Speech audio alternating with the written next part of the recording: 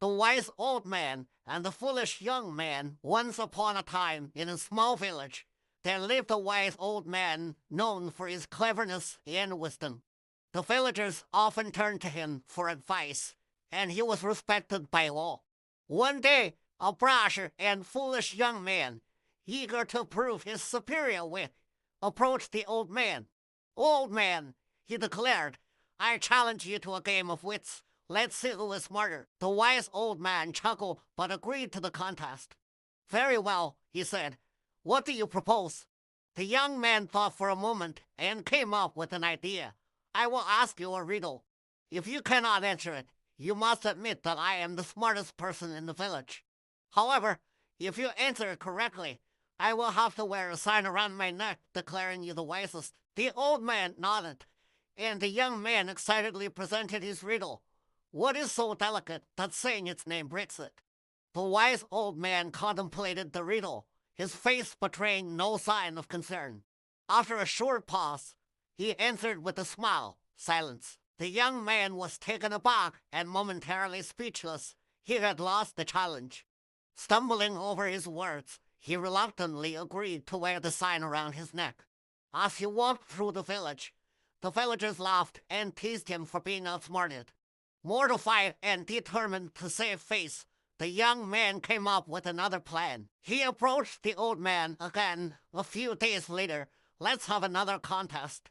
This time, we'll see who can hold their breath the longest.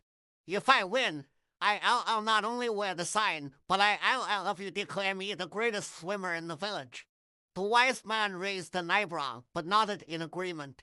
They both took their positions by the river bank and submerged themselves in the water. After a few moments, the wise old man cleverly swam to the river bank and held his breath comfortably, while the foolish young man, ever desperate to win, plunged deeper into the water.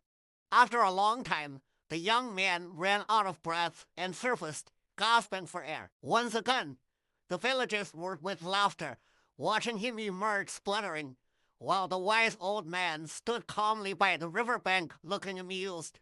With a grin, the wise man said, "Young man, you may have the spirit of competition, but wisdom lies not just in challenges, but in knowing your limits." Realizing the futility of his attempts to outsmart the wise old man, the young man burst into laughter himself.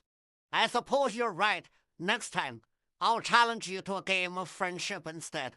Moral of the story: the tale of the wise old man and the foolish young man reminds us that wisdom isn't just about winning.